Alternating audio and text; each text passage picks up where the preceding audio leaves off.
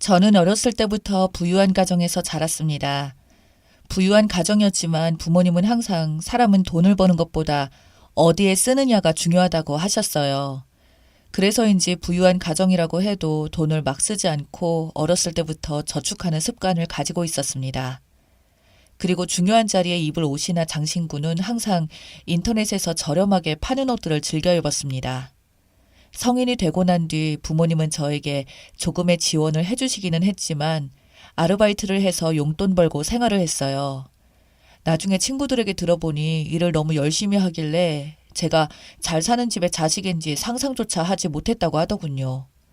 그렇게 대학 생활을 마치고 졸업 선물로 부모님은 조그마한 건물을 한 채 주셨습니다. 거기에서 들어오는 수입만으로도 충분하긴 했지만 경험을 쌓고 싶었어요. 원래 부모님은 제가 졸업하자마자 사업을 이어받아서 하기를 원하셔서 회사 생활은 제가 생각한 것보다 어렵진 않았는데 사람들의 비위를 맞춰가는 것은 참 힘들었습니다. 그렇게 사회생활에 지칠 때 제가 기댈 수 있도록 어깨를 빌려준 남편을 만나게 되었습니다. 그 덕분에 저는 버틸 수 있었죠. 그래서 그 시기를 버티고 저는 아빠의 사업을 이어받기 위해 다니던 직장을 그만두고 홍보를 하기 시작했어요. 하지만 남편의 이런 모습이나 주위 사람들은 모두 거짓이라는 것을 알게 되었네요. 남편은 원래 아는 동생의 소개로 만나게 되었습니다. 원래 소개팅 자리를 싫어해서 잘 나가지 않는데 아는 동생이 너무 간절하게 부탁을 하길래 어쩔 수 없이 나간 자리였습니다. 첫 만남 때 알게 된 사실은 작은 레스토랑을 열어 운영하고 있는 가게 사장이 반듯하게 생긴 사람이었습니다. 하지만 처음 만났을 때는 호감을 잘 느끼지 못했습니다. 그래서 애프터 자리는 피해야지 하고 생각을 했는데 계속해서 우연히 마주치게 되는 거예요. 계속 마주치다 보니 정말 인연인가 싶었고 결국 만나게 되었어요. 사귀기 시작하면서 처음 만남 때보다 더 괜찮은 사람이라는 것을 알게 되었습니다. 제가 힘들 때마다 달려와주고 저를 기다려줬거든요. 그래서 저희는 만난 지 4개월 만에 결혼을 하게 되었습니다. 정말 많은 분들의 축하와 환호를 받으며 행복한 결혼식을 마쳤습니다. 제가 행복해하는 저의 모습을 보니 저희 부모님이 선물로 저의 명의로 된 신혼집을 마련해 주셨어요. 처음에는 너무나 행복했습니다. 이 사람은 바쁜 와중에도 항상 제 아침밥도 챙겨주고 일하는 중간에도 틈틈이 연락도 하더군요. 그래서 결혼을 이 맛에 하는 거구나. 왜 다들 이렇게 행복한 것을 하지 말라고 하는 걸까라는 생각도 들 정도였습니다. 그런데 어느 날부터인가 계속 제 물건이 하나 둘 사라지기 시작했어요. 처음에는 조그만 액세서리로 시작했습니다. 큰 것도 아니고 작은 것들 한두 개 정도가 티가 안 나게 사라졌죠. 주변에 조금 이상하긴 했지만 제가 어디에 잘못 뒀나? 기억을 못하는 거겠지 하고 넘어갔어요. 그런데 이상하게도 시간이 점점 지나갈수록 샀는데 택도 떼지 않았던 것들만 하나 둘 사라지는 겁니다. 그래서 남편에게 물었더니 자기도 모르겠다고 하더라고요. 하루는 남편의 가게에 가서 친구와 함께 밥을 먹는데 분명 제가 며칠 전에 잃어버렸던 목걸이와 똑같이 생긴 것을 가게 아르바이트생인 효민 씨가 하고 있더군요. 그런데 효민 씨한테 너무 잘 어울리길래 효민 씨에게 말을 걸었어요. 효민 씨도 이거 가지고 있구나. 나도 금목걸이 있었는데 며칠 전에 사라졌어요. 보니까 너무 아쉽다. 너무 예쁘죠? 효민 씨랑 너무 잘 어울린다. 감사해요. 제가 이런 스타일 좋아하거든요.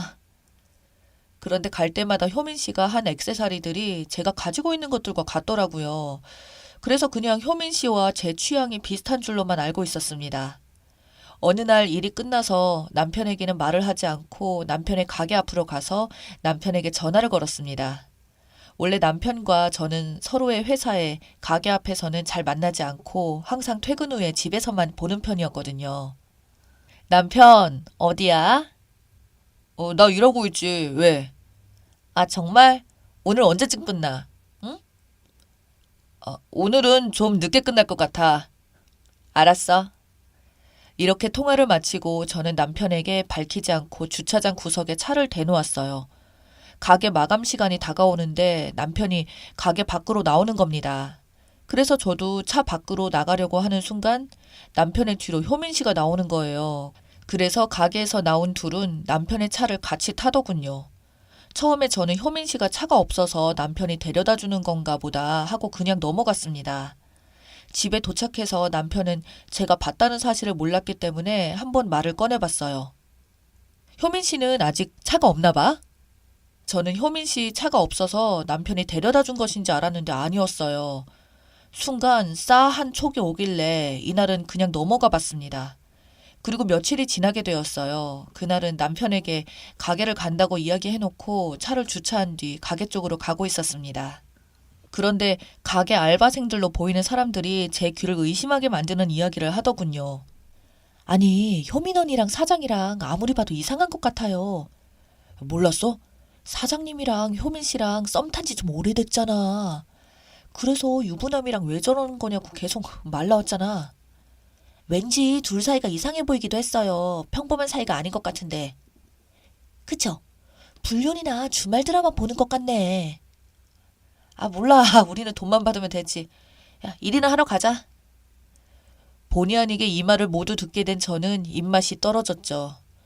그래서 남편에게는 컨디션이 안 좋아져서 집에 먼저 간다고 했습니다. 남편이 집에 오고 난 뒤 바람이 확실하진 않았지만 심증이 있으니 확인을 해야겠다 싶어서 남편 차에 물건을 두고 왔으니 차 키를 달라고 했습니다. 처음에는 자기가 가져다 주겠다고 하는 거예요. 제가 컨디션이 좋지 않아서 누워 있었으니 산책도 갈 겸 제가 가겠다고 했습니다. 그랬더니 순순히 차 키를 주더군요. 그래서 지하 주차장에 내려가 남편 차의 블랙박스를 확인해 봤습니다. 남편의 차에 있는 블랙박스 메모리 카드에 저장되어 있는 것이라서 그 메모리 카드를 빼서 저의 노트북으로 확인을 해봤습니다. 멍청한 자식이 제가 메모리 카드까지 뽑아서 볼 줄은 몰랐는지 증거를 확실하게 남겨놨더군요. 둘의 대화를 들어보니 불륜 관계가 확실했습니다. 오늘은 가져온 거 없어? 나 저번에 그 언니가 하고 있던 귀걸이 가지고 싶은데. 요새 눈치가 빨라져서 안 돼. 뭐 가져오기가 좀 그래. 심지어 제게서 사라졌던 제 물건들은 모두 효민 씨에게 가져다 줬다는 것이었죠. 거지도 아니고 남이 썼던 물건을 쓰는 건 무슨 심리인지 이해가 안 되었는데 우선 이 증거들을 이용해서 이혼 소송을 걸기 위해 노트북에 모두 저장을 해놨어요. 드라마에서만 일어났던 일이 저에게 일어나니까 참 어이가 없었어요. 그런데 믿고 있던 사람에게 가지고 있던 심증을 확신으로 변한 순간 떨리는 손도 멈추고 사람이 참 초라해지더라고요. 노트북에 모든 증거를 남겨놓은 뒤 메모리 카드를 블랙박스에 다시 되돌려놓고 집으로 올라갔습니다. 집에 와서 물건을 찾았냐고 하는 남편의 말에 찾았다고 한 뒤 빨리 자자고 했어요. 누워서 자는 척을 하다가 남편이 잠이 들고 난 뒤 몰래 그 사람의 핸드폰을 들고 화장실에 갔습니다. 증거를 찾기 위해서 여기저기 찾아보는데 SNS에 다른 계정이 있더라고요. 친구들과 연락도 주고받고 심지어 계정을 2개 만들어서 한 개는 저에게 보이는 계정으로 한 개는 친구들과 그리고 효민 씨와 소통하는 계정이었어요. 다른 계정의 메시지를 확인하는데 기가 막히는 게 이 사람 제가 부잣집의 딸이라는 것을 알고 접근한 거더라고요. 친구들과 나눈 메시지를 보니 더 가관이었어요. 그래도 몇 개월 동안 고생했는데 내가 노력한 건 받아내야지. 미친 자식. 돈 뜯어내려고 부르냐? 적어도 아파트 정도는 해줘야지 결혼까지 했는데. 그것도 안 해주고 노인네들 진짜 너무하더라. 야, 조만간 제대로 뜯어서 한턱 쏠게. 이런 내용의 메시지를 보는데 저는 기가 차더군요. 제가 이 모든 것들을 찍은 뒤 저와 가장 친한 친구에게 보내두었습니다. 이 친구가 이쪽 업계에서 유명할 정도로 일을 잘하는 친구라서 이혼 소송은 별로 걱정이 되지 않았지만 어떻게 해야 가장 망신을 줄 수 있을까 고민했어요. 화장실에서 나와서 남편의 핸드폰을 제자리에 두고 저는 집을 나왔습니다. 우선 가는 길에 부동산에 제 명의로 된 집에 왔어요. 그리고서는 남편이 출근하고 집에 없을 시간에 사람들을 불러서 그 사람의 짐을 모두 싹 버리고 청소를 했습니다. 그리고 능력 있는 변호사이자 저와 제일 친한 친구와 함께 남편의 가게로 갔습니다. 사람이 많은 타임이라서 그런지 제가 온 것을 눈치채지 못하더라고요. 무슨 운명의 장난인지 하필 저희 테이블에 주문을 받은 게 효민 씨여서 그날도 훔친 제 목걸이를 차고 있더군요. 그래서 제가 서빙을 하는 효민 씨 목에 있는 목걸이를 손으로 잡아 뜯었습니다. 그랬더니 여우 같은 여자가 당황해 하더라고요. 왜 당황하고 그래? 원래 내 거니까 내가 망가뜨리는 건데. 지금 뭐 하시는 거예요? 저는 바로 그들이 차 안에서 나눈 대화를 스피커를 통해 가게에 틀었고 가게 손님들은 심각한 분위기를 눈치챘는지 카메라를 켜기 시작했어요. 왜? 평생 모를 줄 알았어? 내가 하던 액세서리 끼니까 걸리지. 거지도 아니고 남이 하던 걸 가져가서 뭐하니? 말이 조금 심하시네요. 갖고 싶음 차라리 새 것으로 달라고 하지. 아, 중고를 좋아해서 와이프 있는 남자랑 만나는 거구나. 요리를 하고 있던 남편도 가게 분위기가 이상해진 걸 느꼈는지 밖으로 나오더니 저와 효민 씨가 싸우는 것을 보고 깜짝 놀라더군요. 여기서 말고 나가서 얘기하죠. 얍삽한 놈이 분위기 파악하고 눈치챘는지 바로 나가서 이야기하자는 이야기를 하더군요. 여기 있는 두 짐승 같은 자식들이 불륜을 저질렀습니다. 짐승이 요리하는 음식 드시고 싶으면 계속 이 가게로 오세요. 그리고 넌 이제 나랑 끝이야. 라고 하고 제 친구와 함께 그 가게를 나왔습니다. 무슨 생각인지 남편은 저희를 따라 나와 효민 씨와 자신의 가게에서 사과를 하라는 겁니다. 너 진짜 미친 자식이구나. 개념도 적당히 없어야지. 사람을 돈으로만 보는 게 정상이라고 생각하니? 그 거지 같은 것이랑 평생 이 가게 운영하면서 불행하길 바래.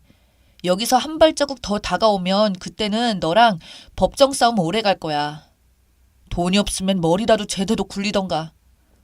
멍청하다고 생각했는데 욕을 막 하더군요. 그때 마침 제 친구가 차에서 내려 명함을 내밀었더니 하던 욕을 멈췄어요. 저는 너 잘못 건드렸어. 말을 하고 바로 그놈을 뒤로 하고 친정으로 가서 아버지께 다 말씀드렸습니다. 아버지가 나서시자 이놈이 머리가 돌아갔는지 더 이상 연락도 하지 않고 순순히 이혼을 해주더군요. 나중에 들은 소식으로는 남편의 가게는 그렇게 소문이 날 대로 나서 망한 지 오래되었다고 해요. 이 사람 완전히 망하게 된 것에 아버지의 힘도 들어갔다고 들었습니다. 깔끔하게 끝나서 좋긴 좋은데 기분은 저를 돈으로밖에 보지 않았다는 사실이 슬프더라고요. 살아갈 때 돈만 필요한 게 아닌데 말이죠.